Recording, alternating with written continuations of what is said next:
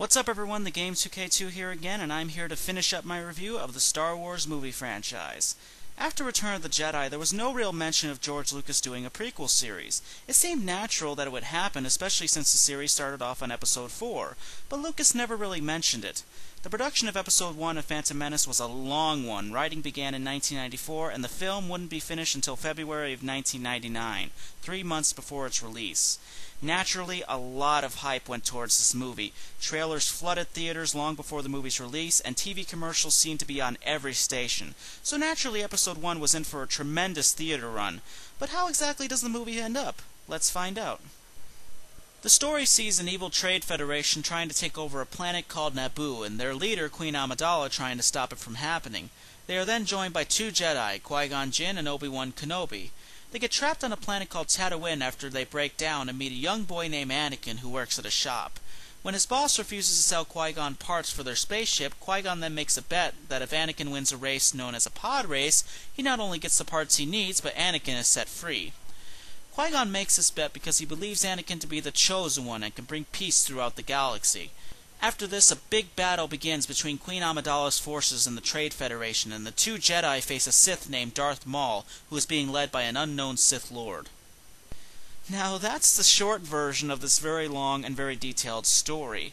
Now, I'm going to be honest, I don't mind a good majority of the story. I think Lucas succeeded in starting off the story and how the Empire began, and the Trade Federation and the Sith Lord being its starting points. I like the way the Jedi's story is told, showing how they were before the Empire, showing them when the Jedi had more power, and were held in high regards throughout most of the galaxy. Now, the story was noted for being the one to introduce Anakin Skywalker, which I'm surprised that most people didn't like. The common complaint was that Anakin was a child. In my opinion, I think the only reason why this angered so many people was because we've always pictured the character as Darth Vader, and never really pictured the character as a child. I actually don't mind the story behind Anakin, and thought it was a rather clever start for the character because even though he was a child, there was a certain darkness to him as well. Then there are the elements of the story that I didn't like at all. My first problem was Queen Amidala's character, who is also known as Padme. For some reason, I never understood this character. The character is written as the character who Palpatine tries to use to gain more power. That part is okay, but I hate the character's portrayal. The weird costumes and the damn accent. I don't know what it is about Lucas and that accent, but Carrie Fisher couldn't pull it off, and neither can Natalie Portman. It's really these elements that make the character tough to take seriously, and it doesn't help that her appearance changes in almost every shot. Then, of course, we've got the one, the only, and thank God the only, Jar Binks. You know, it's becoming harder and harder to believe that the same guy who created Darth Vader is the same guy who created Jar Binks. That just doesn't seem right. As bad as Ewoks were in Return of the Jedi, Jar Jar is 10 times worse. The way he acts and the fact that the character can't keep his mouth shut for a single scene is irritating. For me, it was this character that made this movie unwatchable in theaters. I can stand other problems that the movie has, but it was him that made me want to leave theaters early. Now we have the action, which is definitely different from the previous films. Everything is much more fast-paced and a lot more violent. The lightsaber battles actually look like real battles and are much more vicious in tone. Then there are the spaceship battles, which are also a lot faster. This is what made this Star Wars movie a standout at the time, because the previous battles were only as fast and as violent as they were allowed to be due to some of the limitations of the old optical effects. And now with the CG effects, they are able to make everything much faster. However, that seems to be a problem, and on that note, we have the effects. The CGI is nice, but it seems to drain the emotion out of the film as well, because they do go quite overboard. It's almost like ILM was so impressed with their accomplishment that they had to really push it in almost every scene, because despite the slower battles of the previous films, there was a lot of emotional tone that made those battles seem bigger and faster than they actually were. For instance, Luke versus Darth Vader from both The Empire Strikes Back and Return of the Jedi, everything is kept at a slow pace, but you feel the emotions of the characters in those scenes. But in A Phantom Menace, I don't feel any emotion for the scene or its characters, which makes those scenes far less effective than anything in the original trilogy. Then we have the cast and the acting. For the most part, this is actually a very well-rounded cast. First is Liam Neeson as Qui-Gon Jinn. In all honesty, I love the character of Qui-Gon Jinn, his wisdom, and I also love how the character differs from other Jedi in the film. His constant rule-breaking and how the rule-breaking always seems to be the right decision in some way. Ian McGregor was the perfect choice for Obi-Wan. Not only is he a great actor, but he manages to keep his performance very close to Alec Guinness, but also includes his own style as well. Despite my feelings towards the character of Queen Amidala, I do like Natalie Portman's performance as well. I think her performance is very impressive because she was only 16 when production took place, and she really stands on her own with all these veteran actors. Then there were a couple smaller roles in the picture, such as the returning Frank Oz as Yoda.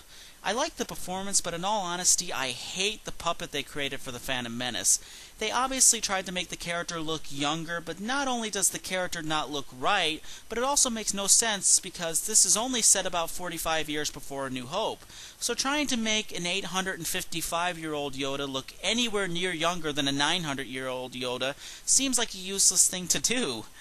A new version of the Phantom Menace replaced the puppet with a CG Yoda, and I hate to say it, but I actually prefer that version of Yoda in this movie.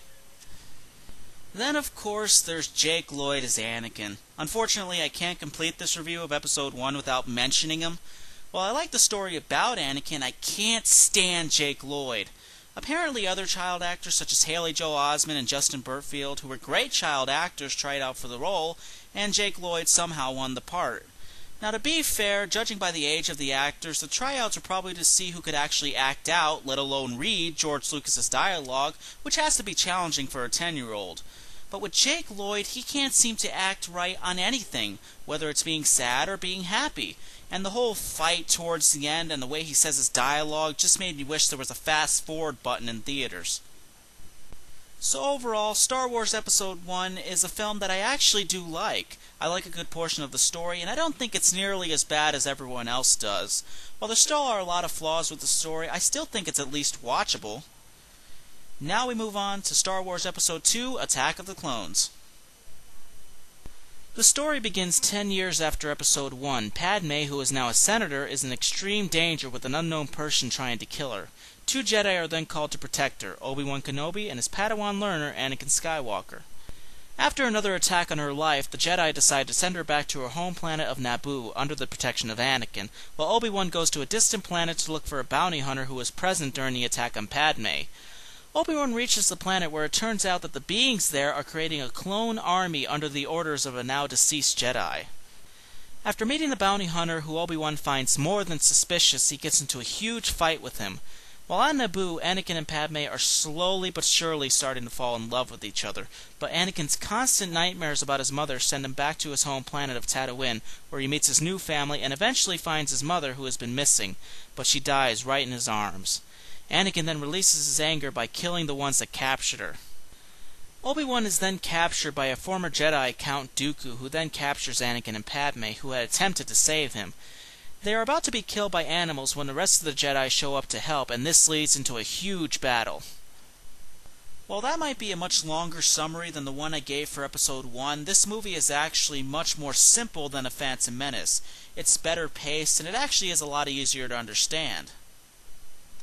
I like the bounty hunter and Obi-Wan's story, and the clone story, while somewhat confusing, is also very good as well. Now, one character I never mentioned in Part 1 of my Star Wars review was Boba Fett, who was the bounty hunter from Empire Strikes Back and Return of the Jedi. The story is about his father, Jango Fett. One of my favorite scenes in the movie is Obi-Wan's first meeting with Jango Fett. Just the tension of that scene was perfect. Also, I love the slow build on Palpatine's story as we see his character gain more and more control, and it's really interesting seeing Yoda's expression in the first scene when Palpatine is talking to Padme. Now, one of the things that's been noted by fans is that Jar Binks, who is given a much more serious and smaller role in this film, is the character that gives the Chancellor emergency power, which will play a huge role in Palpatine's actions in the next film. I always find it really funny that fans love to point out that part of the movie. I also like Count Dooku's story. There's a bit of mystery about him, which is why I think his character worked well. The way his character is designed is a nice preview of what Anakin would become later on. While the movie does a great deal of things right, it still does a couple things wrong, and it all centers around the love story and the dialogue. Anakin and Padme's love story failed for various reasons, and it all revolves around George Lucas. Lucas tried to give this story an old-fashioned feel to it, almost like an old 1940s film noir love story, which isn't necessarily a bad idea. There's just one problem. This was in 2002, and a good majority of the audience is teenagers. And to top it all off, it's a space story, so they're not really going to understand that idea. To top it all off, poor Hayden Christensen and Natalie Portman have to try to act through this and sadly fail. And like I've said before in part 1, Lucas has gained a bad reputation for not allowing actors to improvise, and that's most noticeable in this love story. However, the love story is not the only place where this dialogue fails. Despite it being based in the future, Lucas has always kept Star Wars concept, especially from the story, very old-fashioned. It's always good versus evil, and a lot of the story arcs are arcs that have been in film for decades. And Lucas seemed to want to keep the dialogue in that same manner, but it just doesn't work in this type of story. The CGI also sees a lot of improvements. In fact, they do a much better job blending it with the live action. One of the great achievements from this movie was the CG version of Yoda, which actually works out perfectly, because it makes the character more expressive and makes the scenes work out better than in Episode 1. With the acting, it goes pretty back and forth, especially with the returning cast. I still like Ian McGregor as Obi-Wan. Hayden Christensen takes over the role as Anakin, and I'm having a little difficulty describing him. His acting isn't great, in fact it gets pretty bad on occasions, but I have trouble hating him because there is a great chemistry with him and the rest of the cast, especially with McGregor. For some reason, him and McGregor really work well off each other. Then there's Natalie Portman returning as Padme, and like Christensen, she has a great chemistry with the cast, but unfortunately she also gets pretty bad on occasion. And it's really the love story where her and Christensen really suffer in. Frank Oz returns as Yoda, but since he no longer does puppeteer work for Yoda, he now only provides the voice, and he does a great job on making the CG version of Yoda very believable. Another cast member that returns that I didn't mention from Episode 1 was Samuel L. Jackson as Mace Windu. Jackson only had a few scenes in Episode 1 and is now given a bigger role and performs it very well. Another returning actor is Ian McDiarmid as Chancellor Palpatine / Lord Sidious, and he is unbelievably over the top. But McDiarmid is one of those actors that actually does a very entertaining over the top. Then of course there's veteran actor Christopher Lee as Count Dooku. Lee, in my point of view, plays the perfect villain. So overall, with Episode 2, it's a better movie with a better handled story, but there still are a couple flaws that keep it from reaching the standards of the original trilogy. Now we move on to Star Wars Episode 3, The Revenge of the Sith.